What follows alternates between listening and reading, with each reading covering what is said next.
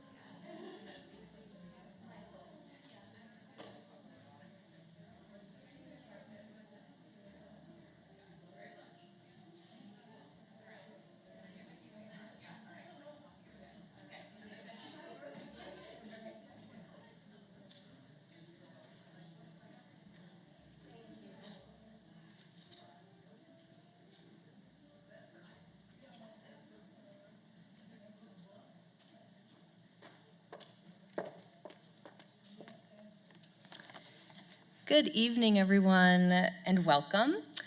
I'm Nikki Myers, Chief Curatorial and Research Officer, and the Barbara Thomas Lemon Senior Curator of European Art.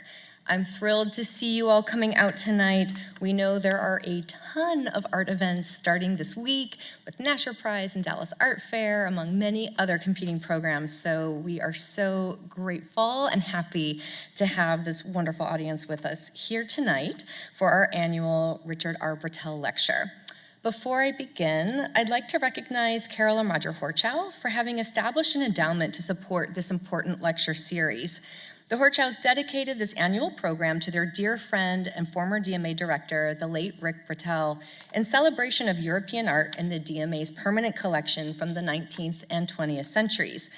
Though Rick sadly is no longer with us, we're truly proud to keep his spirit alive through this program, and I want to extend a special welcome to his wife, Dr. Carol Brettell, who's here with us also tonight in the audience. I'm really excited to introduce our speaker, Dr. Nikki Georgopulos, Assistant Professor in the Department of Art History, Visual Art and Theory at the University of British Columbia, where she's also affiliated faculty at the Center for European Studies. Before joining the faculty at UBC, Nikki held positions at the Morgan Library and Museum, the International Foundation for Art Research, and the Corning Museum of Glass, in addition to serving as the Andrew W. Mellon Postdoctoral Curatorial Fellow at the National Gallery of Art in Washington, D.C., where she worked in the French Paintings Department on the recent exhibition, Paris 1874, The Impressionist Moment. A specialist of 19th century French art, Nikki has published and lectured widely on topics that are near and dear to my heart, such as the First Impressionist Exhibition of 1874, Women Artists at Work, Gustave Courbet, and Mary Cassatt. She completed her doctorate degree in art history and criticism from Stony Brook University just a handful of years ago, already so accomplished. Her dissertation, Reflecting the Real, the Mirror in 19th Century French Art, is the subject of her current book project and will inform her discussion this evening. Please join me in giving a warm welcome to Dr. Nikki Georgopulos for her talk, Seeing Double, the Mirrored World of Eva Gonzalès.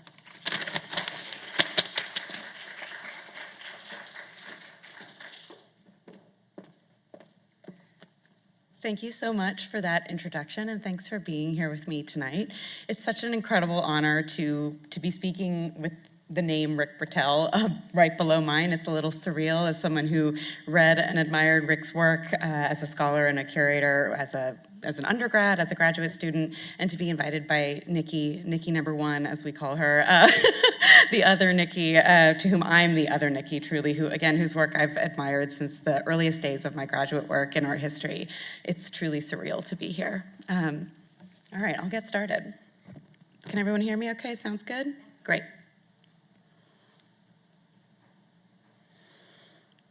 It's a strange painting, frustratingly incomplete.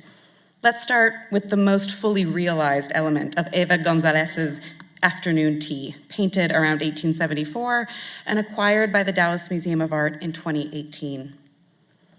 A fashionably dressed woman stands in a domestic space, likely a dining room or a day room. She dons a gray dress with black trim, structured by a crinolette, popularized in the 1860s, layers of fabric draped into a bustle. The same dress appears in The Departure, a pastel from the same era, here featured more prominently as the mark of an à la mode parisienne on the cusp of a public outing. The figure cradles a tantalizing loaf of bread, a brioche perhaps, gazing serenely at the young girl for whom she will soon be, presumably, slicing it up with what appears to be a knife clutched against the loaf. The table beside her, adorned with white linen, plays host to what appears to be the beginning of a silver teapot, the bulbous body given volume by 2 strokes of white paint that transform into a visual phenomenon that we all subconsciously recognize, a gleam. These brief commas of paint are my point of departure for today's talk. This may seem an odd feature to fixate on, perhaps the most insubstantial element of a painting that already fights against our desire to take purchase upon it, to make meaning out of that which is incomplete. And I'll admit that they are insubstantial, quite literally. Gleam is never, can never be represented directly as material in itself, but always relationally, always incidentally. Gonzalez's representation of a light glancing off of the reflective surface is an artistic decision that might seem inconsequential, but in fact places her within a long lineage of oil painting in a verisimilar or realistic mode. Gonzalez borrows here from the tradition popularized by Dutch still life painters of the 17th century, whose attention to shine and gleam produced dazzling visual effects that serve to amplify the visual plenitude of the painted surface, adding detail to the already abundant buffet of the subject, and of course to show off their artistic skills. In this example by Peter Klaas, the world in mirrored reversal appears in miniature upon the teapot, an image of double virtuality, 2 degrees removed from the real referent, and painted with seemingly impossible delicacy and skill. And painted, let's remember, in pigment suspended in oil, a medium that itself is prone to the glistening glare of gleam. I like alliteration, I can't help myself. So too does this tender moment connect Gonzalez's work to her contemporaries and the aesthetic ideas shared among them. The advent of realism in the 1850s and 60s and the ensuing Impressionist revolution of the 1870s, an art historical context that I'll expand on shortly, put a premium on the momentary, the instantaneous, the fleeting, the light effects that evidence the artist as witness. Gleam, glare, sheen, and shine make palpable the artist presence. I was there. I was in the room with this object, the light streaming in that window or casting down from this candle in a wall sconce. I saw it with my own 2 eyes. You might be thinking that I am making a lot out of very little here, after all. It's just 2 marks on what I'm giving my best bet to be a teapot. But notice, before Gonzalez completes the spout or the handle, and I'm thinking about these little marks here, that to me look like the beginning of a spout. Before she realizes the spout or the handle, those material elements that would make the object legible, none the least functional as a teapot, she adds these 2 white marks. With incredible economy, they breathe life, volume, and depth into what would otherwise be a flat circle. That she prioritizes the representation of this visual effect over the actual body of the object itself tells us something about Gonzalez as a painter, how she was attuned to responding to the effects of vision as much as she was the objects of vision.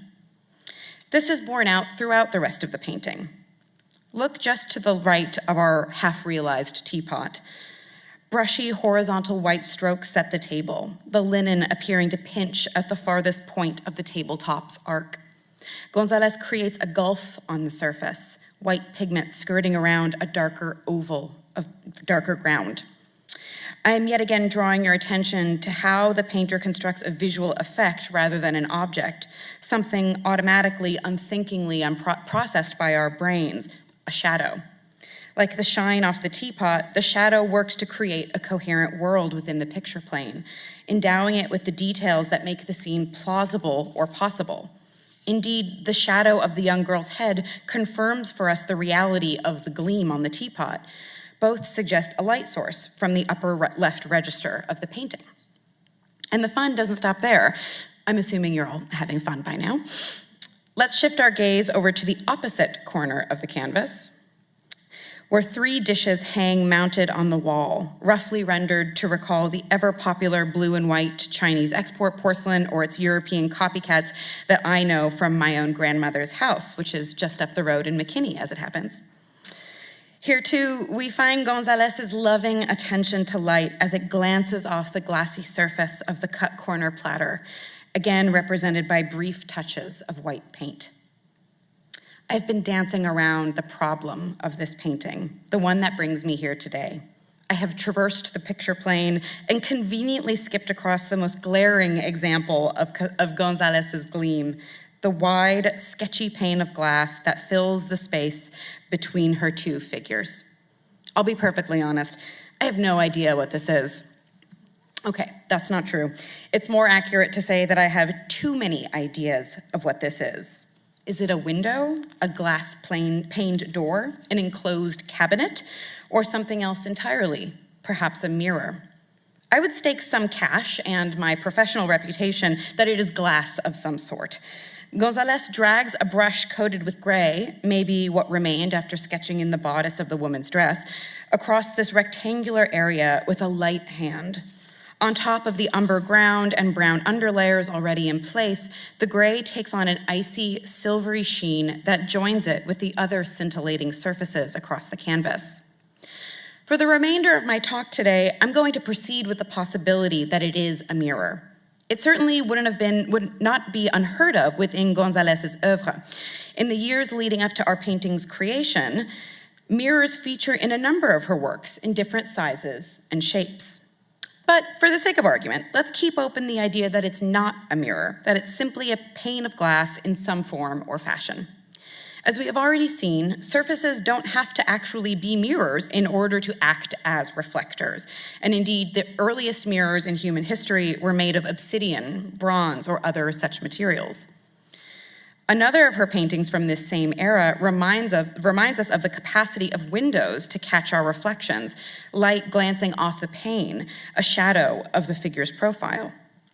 So whether or not this particular unrealized object is in fact a mirror, I want to argue that it possesses the capacity to mirror, to make a double of the world.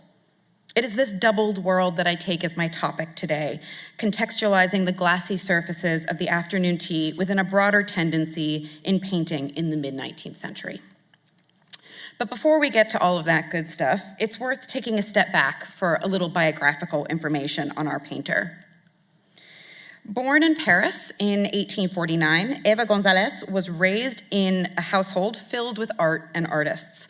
The daughter of a romantic novelist, Emmanuel Gonzalès, and Marie-Céline Reguet, herself an accomplished musician and singer, Eva and her sister Jeanne were encouraged to pursue artistic and creative endeavors from a young age.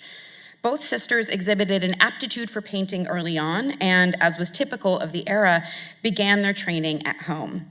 Though the number of women who pursued formal training and held professional artistic ambitions saw a steady increase throughout the 19th century, women's systemic exclusion from the prestigious École des Beaux-Arts persisted until 1897.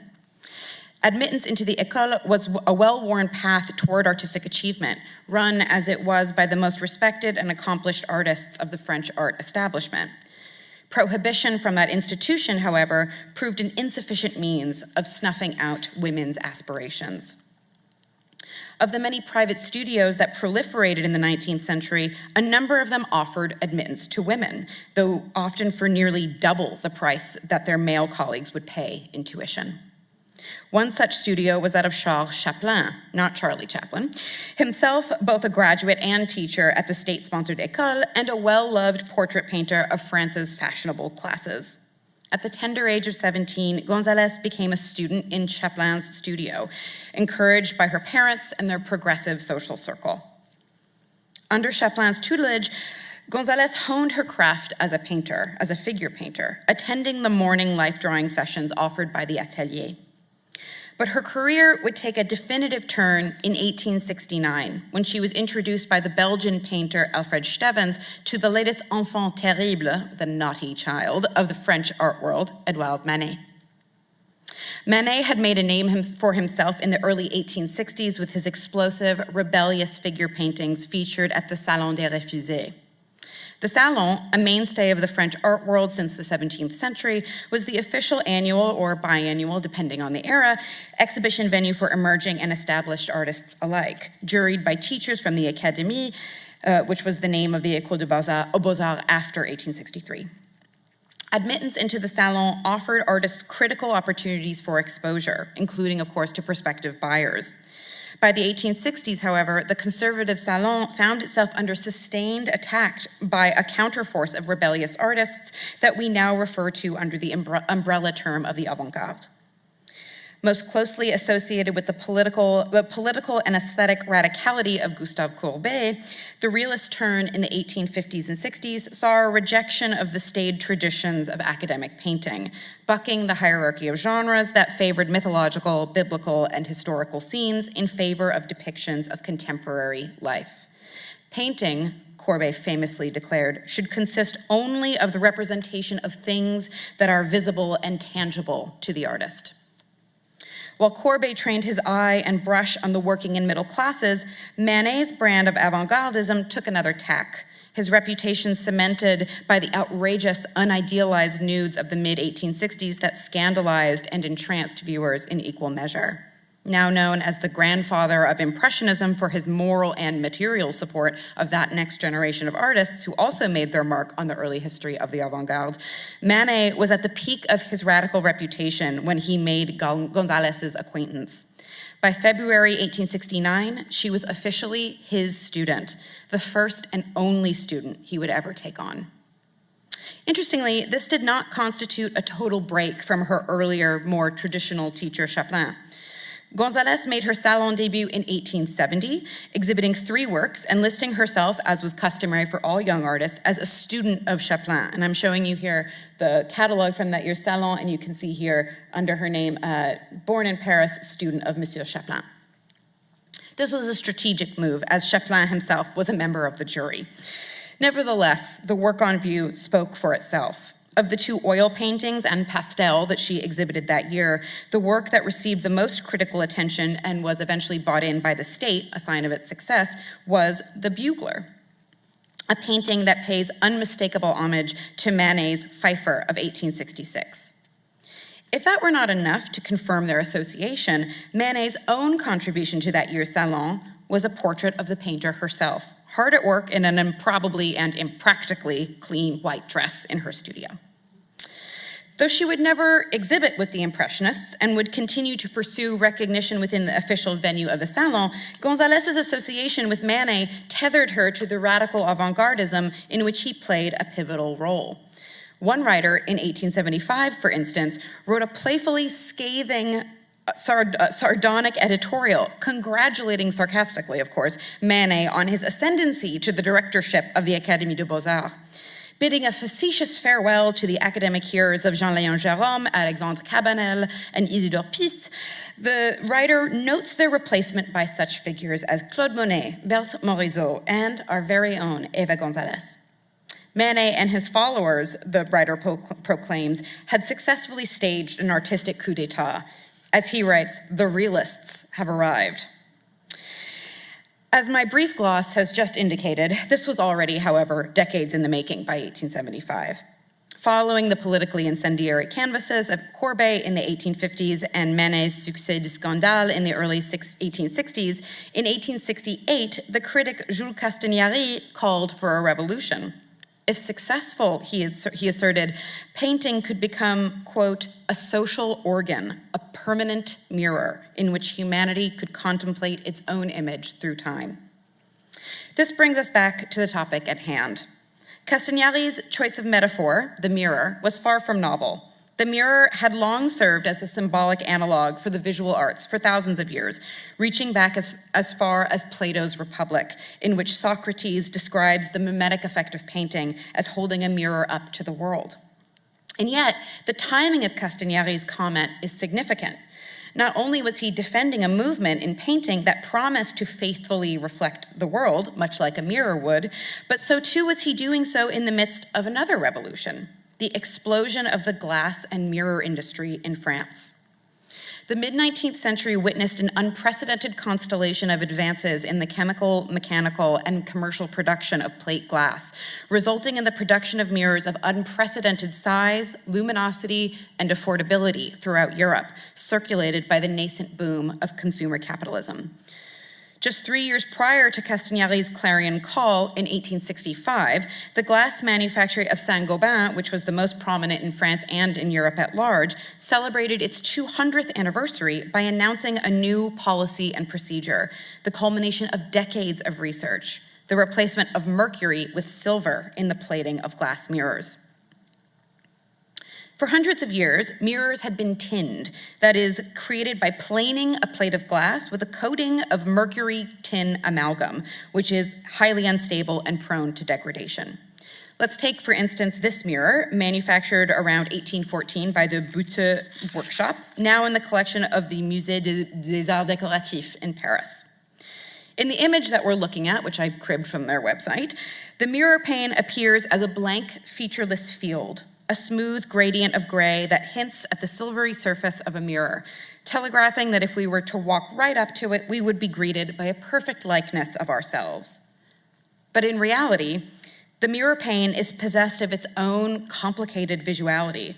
Instead of an uninterrupted image, we can see that the reflection offered to us by the mirror is marred, silver blue spots blooming like a strange algae across its surface, partially obstructing our vision.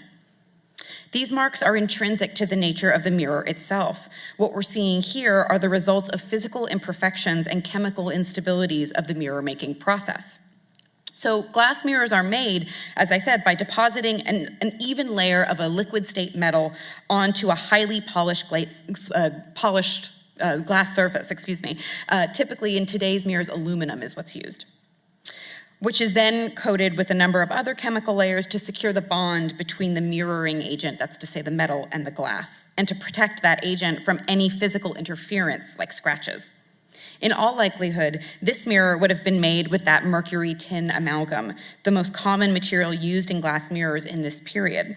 The marks we see here are the consequence of imperfect contact between the metal and the glass, so essentially the metal oxidizing.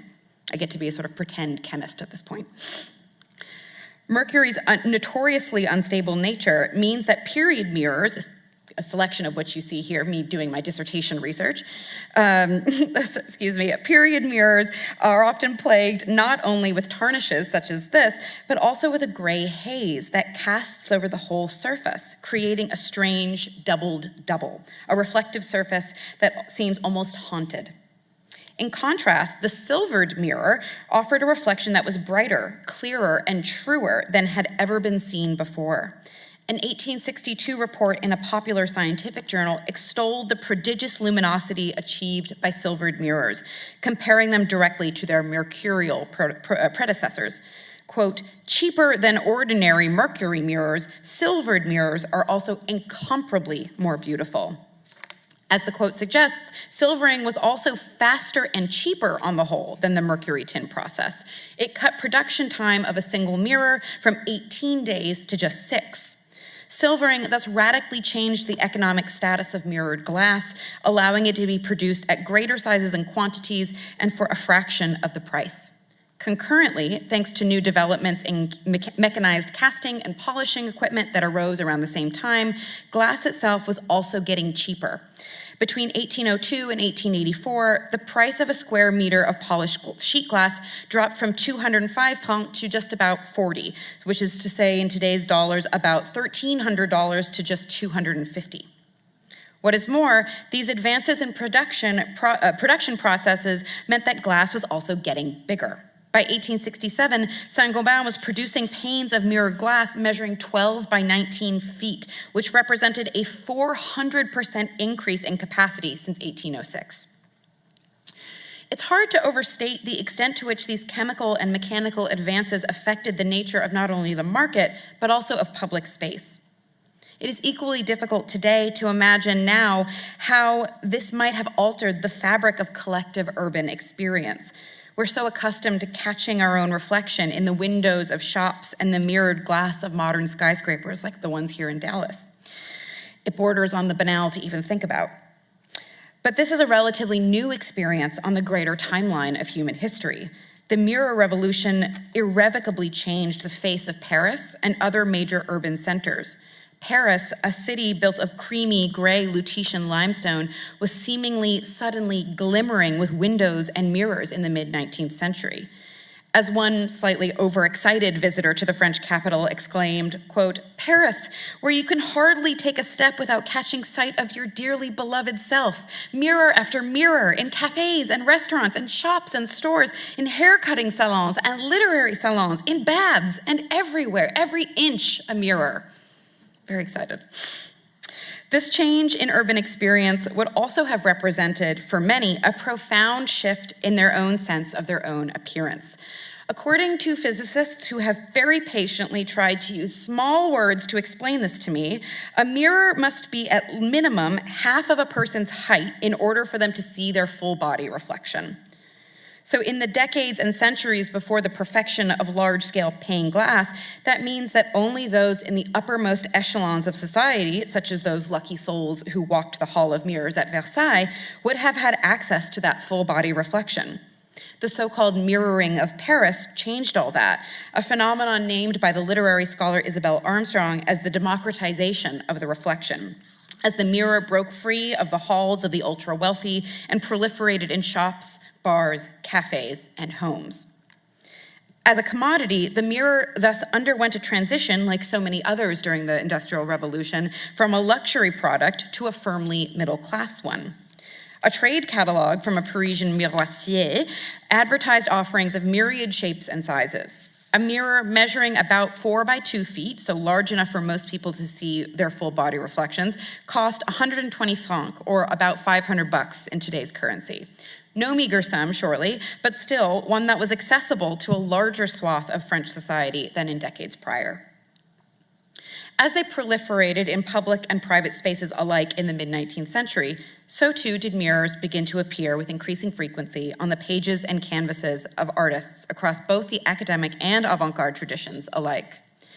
This constitutes the subject of my current book project, which, broadly speaking, examines representations of mirrors and reflections by realist artists working mostly in painting and printmaking from about 1865, so the beginning of the so-called golden age of mirror making, until the beginning of the First World War in 1914. Within this period, mirrors appear in many guises and environments, drawing on long legacies of European art making. Reflections appear with notable frequency among the precious few works that Gonzalès, if to return to her finally, was able to carry out before her tragically early death during childbirth at the age of 35. Mirror paintings of this era can be sorted into a few broad categories, nearly all of which she dabbled in. Let's take, for instance, the toilette, a polyvalent term that refers at once to an entire ensemble or outfit, to the process of getting ready, from bathing to dressing to hair and makeup, and to the spaces in which such preparations are carried out. Gonzalez's morning toilette depicts the quiet intimacy between a woman and her attendant, each of whom carefully unfurls the figure's curls. Though Gonzalez represents her primary subject with her back to us, she makes clever use of the tabletop mirror to give us a secondary view of the figures, their faces inframed and abutted by a brush and a stray flower that seems to have escaped the overflowing box of accessories beside them. This blossom may seem incidental, but in fact, flowers appear on the toilette tables of a surprising number of such scenes painted in this era. Notice in these examples how the blooms create a visual rhyme with the colors used to represent the faces of the figures. This is no accident.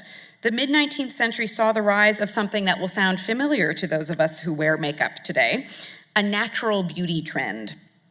Backing up briefly to the 18th century, after the downfall of the Ancien Régime, a society dominated by a ruling class of indulgent aristocrats who monopolized power and wealth at the very top, this doesn't sound familiar at all, pronounced or overly artificial makeup was associated with women like the Marquise de Pompadour and Marie Antoinette, who had popularized the stark white powder and electric pink cheeks of the era before, in Marie Antoinette's case, being beheaded at the behest of the French Revolution.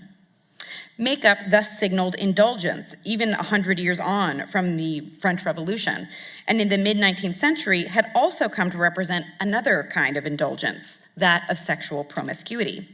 Visible artifice became the purview of prostitutes and bawdy performers. Ernest Ange Duez's Splendeur is exemplary of this kind of dangerous woman, as the ostentatiously adorned fille galante seals her over-ornamentation with a mask of makeup. Heavily lined eyes, plump red lips, and a visibly powdered face cement her position as a woman of questionable moral standing.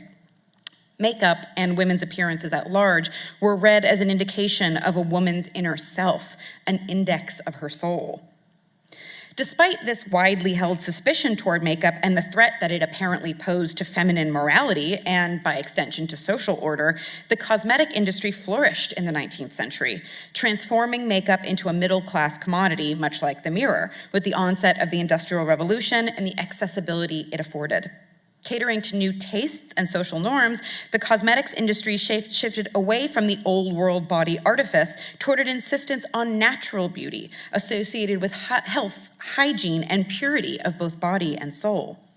Make no mistake, this does not mean that there was an actual appreciation for natural, unadorned beauty. This was a no makeup situation. This is a term I learned from my students. The trick to getting it right at the time was to wear makeup that masked itself, that concealed its very presence. Cosmetic guides and popular beauty manuals of the era are filled with tips to this end, all the while putting a particular premium on natural ingredients. While seemingly mundane, the juxtaposition of a woman's made-up face with a floral arrangement, typically a bouquet of white or pink blossoms, cements the association of women's makeup with the natural world, signaling that hers is a natural rather than an artificial beauty, and thus beyond reproach. In one very successful beauty manual by the Irish dancer Lola Montez, which she self-translated into French, the rose is repeatedly called upon as a metaphor for the ideal coloring and comportment of the face. A perfect mouth is like a rosebud. Divine intervention plants the roses of beauty on the human cheek. The inevitable yet somehow unforgivable process of aging extinguishes the roses of youth.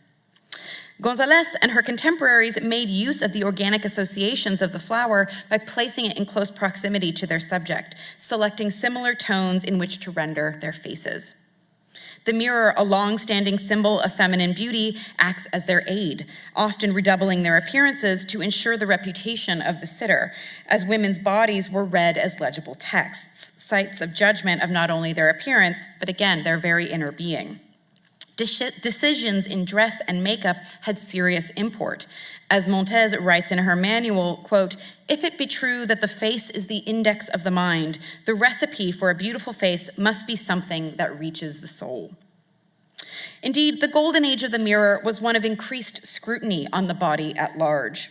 The mirror's proliferation offered unprecedented access to one's reflection, but it came at a price.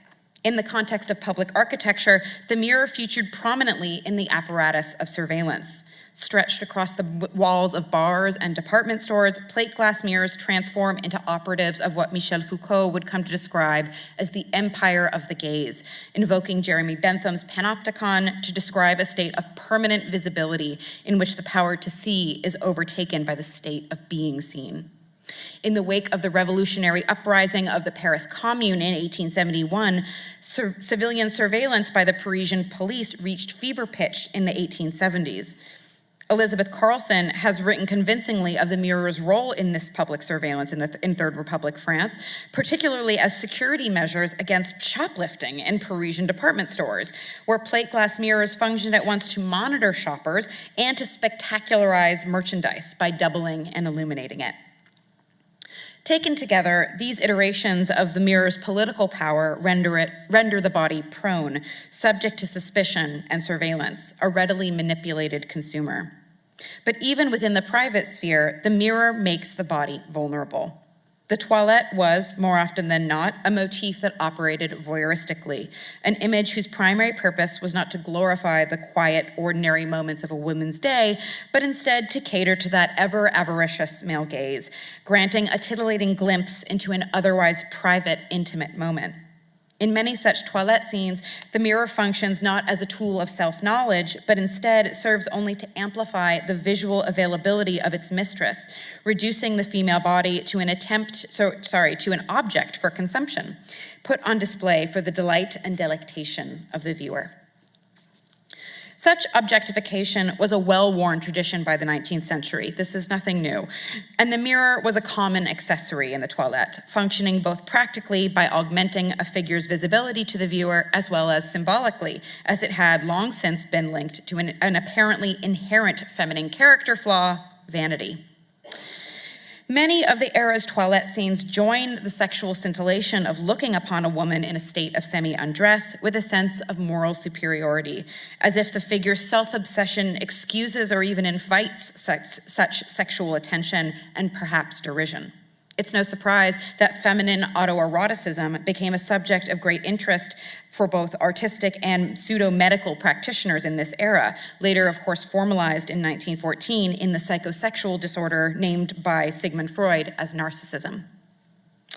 In these images, women's bodies are treated as indexes of their inner character, a tendency perhaps most elegantly illustrated by the nickname for one of the most popular styles of mirrors at the time, a psyché, or a psyche. Also referred to as a cheval glass, psyches are full-length mirrors that are distinguished by their ability to swivel on a horizontal hinge. An 1859 article in the popular journal Journal du Dimanche toys cleverly with the words double meaning. The author writes, "Hygiene is a virtue, and therefore the toilette is a moral duty. Psyche in Greek means soul, but in French, a mirror on pivots." Let's look more closely now at Gonzalez's own psyche painting, recently acquired by the National Gallery, London. In a sparsely furnished room, a young woman stands, almost seems to float, to meet her reflection in a tall empire-style mirror, examining herself placidly while adjusting the black ribbon and posy of blossoms tied around her gray overdress, which forms a small bustle atop the chic black and white day dress. In contrast to the iterations of the toilette that we've just seen, Gonzalez's figure is utterly devoid of the simpering self-indulgence and self-absorption, instead examining her reflection seriously and pragmatically.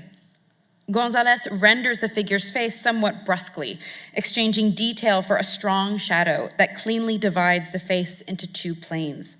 This shadow is made more pronounced by a concentration of darker tones above the reflection of the figure's right shoulder. So here, the pool of darker tones recalling us to the dusky mercurial surface of the Buteux mirror we examined earlier.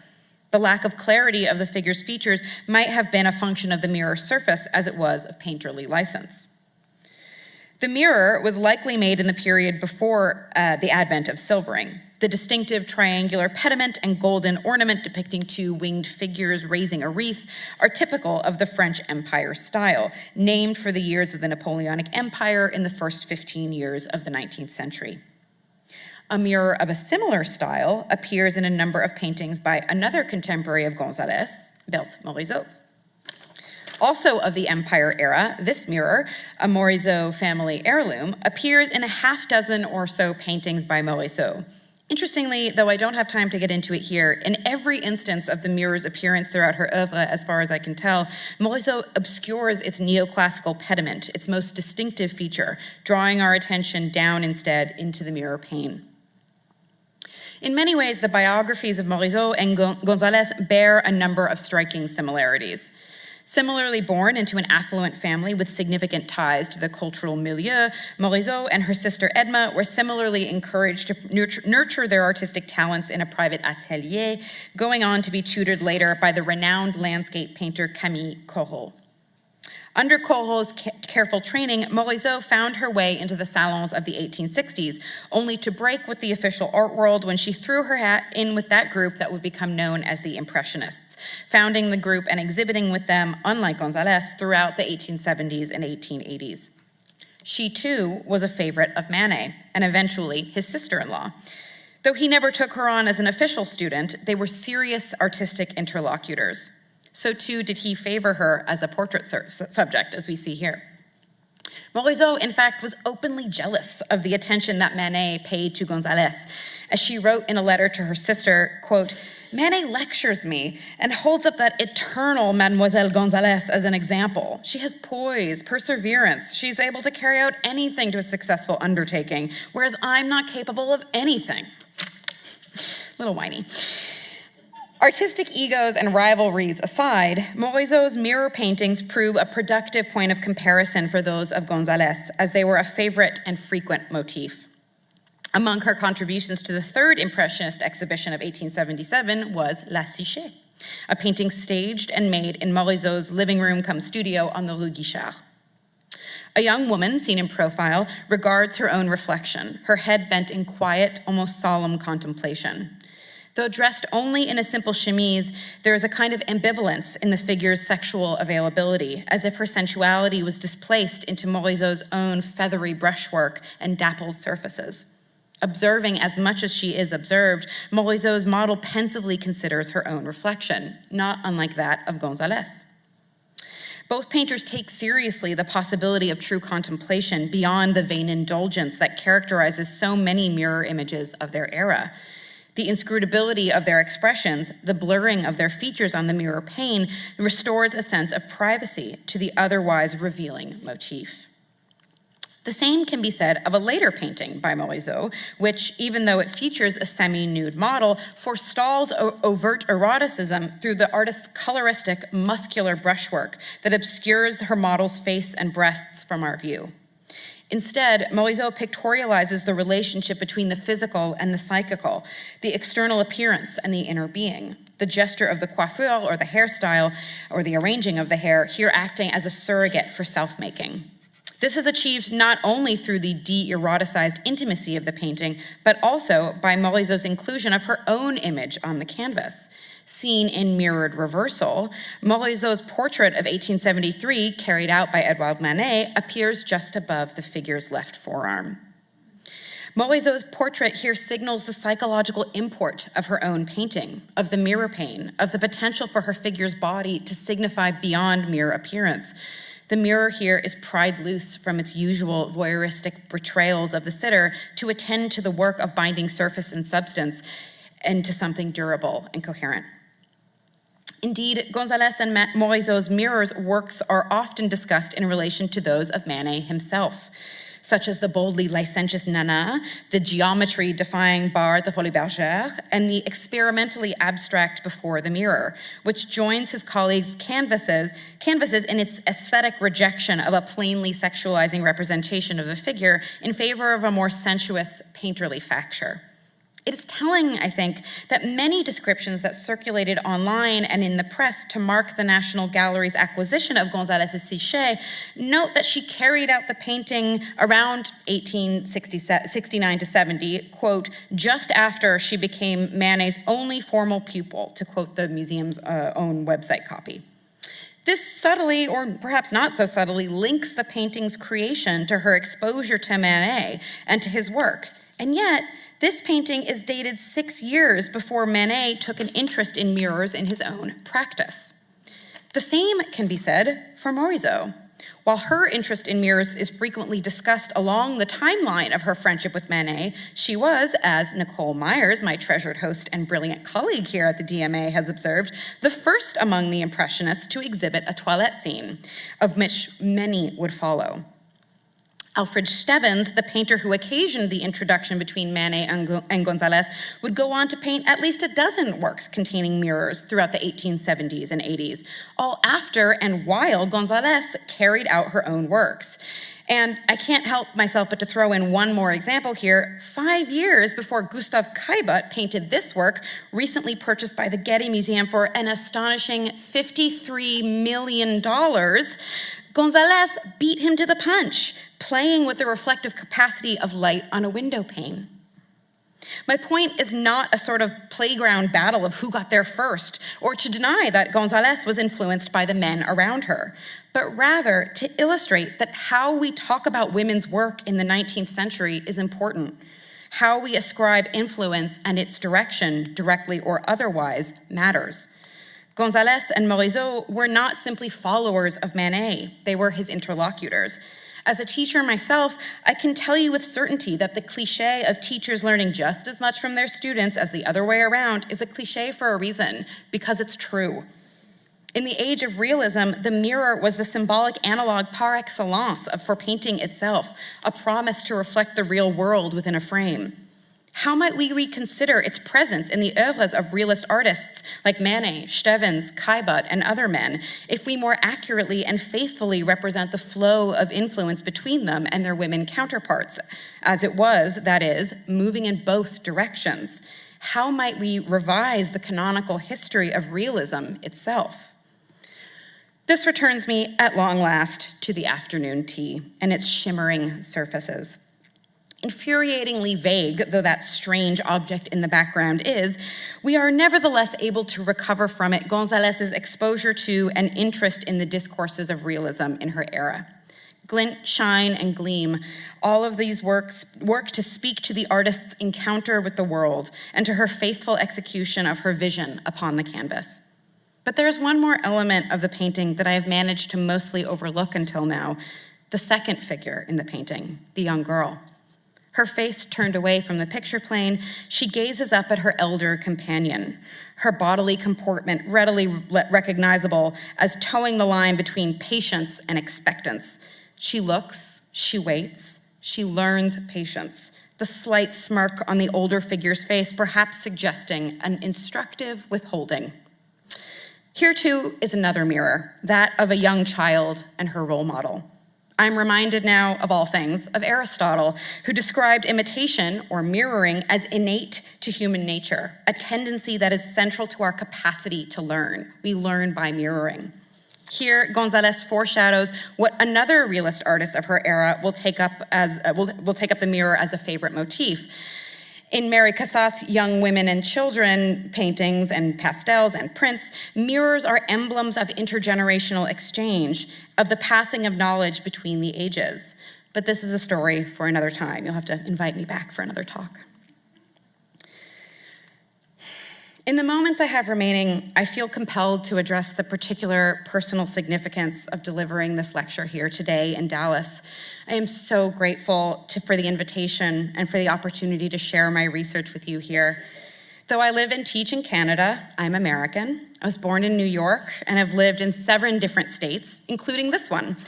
I've been coming to the Dallas Museum of Art since I was just a punky teenager, as my family, some of whom are sitting here in the audience today, live just up the road in McKinney and Allen and Melissa. In the weeks of preparation leading up to this talk, I wrestled with a searing and difficult truth. Though I am, in many ways, a daughter of this place, the work that I do would not be welcome here. Let me be perfectly clear.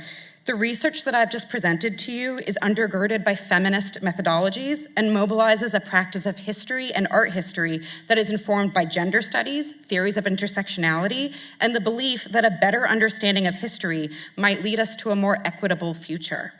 The current political climate of reactionary fear-mongering against the so-called threat of diversity, equity, inclusion to higher education would have you believe that this is an ideological ruse in order to accomplish, I'm not sure exactly what. All I know is that women have always played their part in history and in art. It is not an ideological act or a political one to represent that faithfully. It is simply a matter of fact.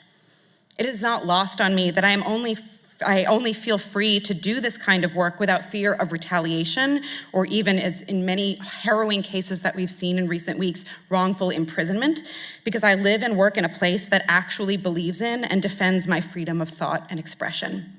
I stand in solidarity with my colleagues here in Texas, whose research and teaching are being suppressed and curtailed by pernicious legislation put forth by Governor Greg Abbott and, most recently, Representatives Cody Harris and Brian Harrison, that would limit academic freedom in and outside of the classroom under the guise of a defense against the boogeymen of woke indoctrination and improper ideology, whatever that means.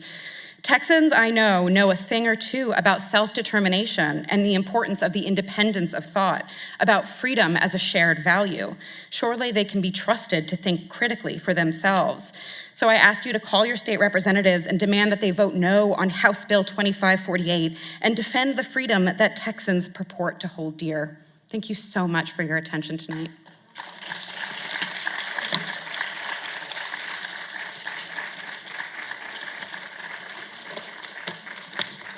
I'm going to take a sip of water, but I absolutely welcome your questions if you have any. I think there's a mic for questions. So just raise your hand if you have one.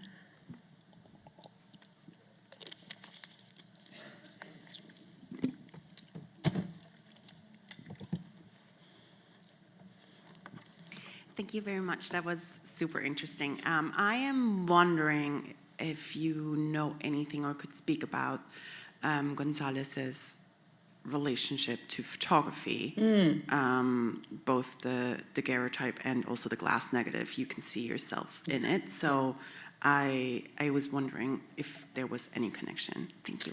What a great question. I have to say, this is really, I'll admit, the first time that I've been invited to talk about Gonzalez, and I'm not as sort of well-versed in her entire body of work as I would like to be. Surely it was of great import to both her, to Manet, to every artist working at that time who was engaging with photography as both a sort of interlocutor and sometimes as a perceived threat to painterly aesthetics. But I think it's very telling that at the same time that the mirror undergoes this series of revolutions and it starts to appear in these paintings and in prints and in popular prints as well, photography becomes a perfect mirror. And even though I talked about the sort of promise of the mirror to reflect faithfully the world and how I understand that as a symbolic analog to realist painting, my book actually looks at how many realist paintings that contain mirrors really work against that promise and have these very skewed, very strange reflections that are quite incongruous with reality. And I wonder the extent to which the advent of photography in some way invited a little more experimentation. And of course, mirrors and glass are inherent to the technology of photography itself. I've been thinking a lot about the relationship between the mirror and photography via the question of silver and where all this silver was being sourced and how it was being brought into France, and thinking about the advent of silver plate photography. And yeah, of course, the daguerreotype, and not only the daguerreotype plate as a sort of reflector that brings you sort of into the viewing experience, but also how that relates to copperplate etching that was so popular at that time, and how these other reflective surfaces sort of became more vivid around that era. Which is to say, I don't have an answer to your question. I've just been talking around it, but I appreciate the opportunity to talk about the sort of material reality of photography.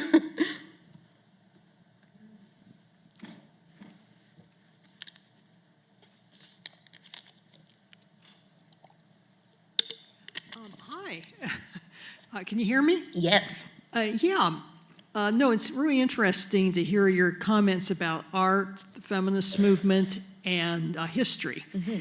And as someone who's gone to a lot of women's suffrage monuments and found that they still knock women down, I'm just wondering if you've done any commentary on, how suffragists are represented in, the sculptures we have today, in paintings. I don't think they do justice to them. Mm-hmm.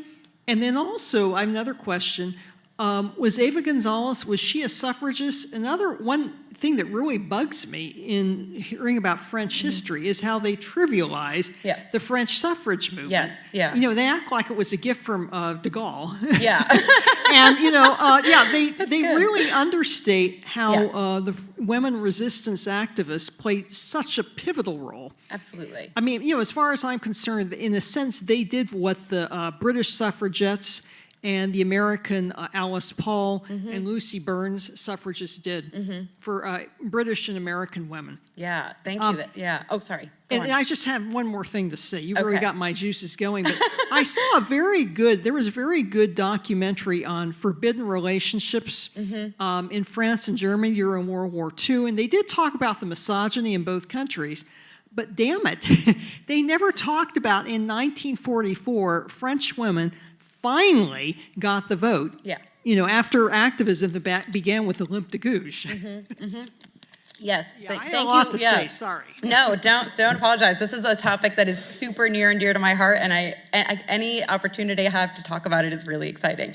I'll say that I'm really pulling from the incredible groundwork scholarship laid by Karen Offen when I talk about the woman question in France in the 19th century. So everything I have to say I owe to her, but any mistakes are my own. So a couple things. To your first question about images of suffragettes and suffragists in general, first of all, I don't know if you've had a chance to see the Marisol, I'm speaking with my French accent, the Marisol show that's up right now, but there's an incredible portrait of Elizabeth Cady Stanton and I think it's Alicia. Yeah, and in terms of sculptures, yeah, so I don't personally work on that, but I would direct you to the work of Sierra Rooney, who's an incredible professor of art history at the University of Wisconsin at La Crosse, who is writing a book and has published widely on public monuments to women in America in the 19th and 20th century. Okay, and to your other questions that I do have some expertise about. So the question of French feminism in the 19th century, as I understand it, sort of Third Republic feminism, is that it was much more focused on, the reason I think we don't hear about, let's say, the suffragette movement insofar as that is the fight for the right to vote, for suffrage, is because the primary aims of the suffrage, the feminist movements in the 19th century, of which there were many. It was a very multiplex conversation, a very manifold conversation with a lot of competing groups that had to find a way to work together through a series of feminist congresses that started, I think, in 1878, maybe 76. They were less focused on the right to vote as they were civil liberties like the right to divorce and the right to own property. And I think one of the reasons for that is, you mentioned Olympe de Gouges, because I think there was a sort of inherited cultural anxiety about what any call for suffrage of any kind, with how that would sort of threaten the very tenuous and tentative political stability in the early years of the Third Republic. So after the sort of the horror of the commune, apparently. So interestingly, the right to vote doesn't sort of articulate itself as strongly as a priority in French feminist movements in the 19th century, but feminist movements were very much vivid and alive. I will, however, take this opportunity to go back to this image just to give myself a little nod and a little pat on the back, and since you mentioned it. So Mary Cassatt is an American artist, of course, but who spent her entire life and career in France, a very committed feminist and suffragist. And this painting, which is owned by the National Gallery, sort of the beginning of my career was researching this painting and realizing that the sunflower was the symbol of the American suffrage movement. It was the symbol of the National American Women's Suffrage Association in honor of the state of Kansas, because the state of Kansas was the first state to propose suffrage for women, and the state flower is the sunflower. Anyway, so Cassatt was a very ardent and active feminist and participated in a lot of in an exhibition that was organized by her friend and colleague Louisine Havemeyer in New York to benefit the American suffrage movement. So this is something that she's thinking about, both from a sort of bi-coastal or transatlantic perspective, thinking about feminism and the rights of women, both for the rights to vote and the sort of civil liberties, the right to work, the right to divorce, that was being articulated in the French press of the time. So that's a long-winded answer, but I hope I checked all the boxes. No, it's very, very interesting. Gave me a lot more insights into the struggle that French women had. Yeah. But nevertheless, if you're going to talk about French women in World War II, Yeah. and, it's not enough to talk about the misogyny. You really have to talk about, that was really groundbreaking, About their 1944. disenfranchisement. Yeah, yeah, I absolutely. mean, it was a tremendous groundbreaker. Yeah, yeah. Thank you. Any other questions? Well, thank you all so much for coming out. Thank you so much.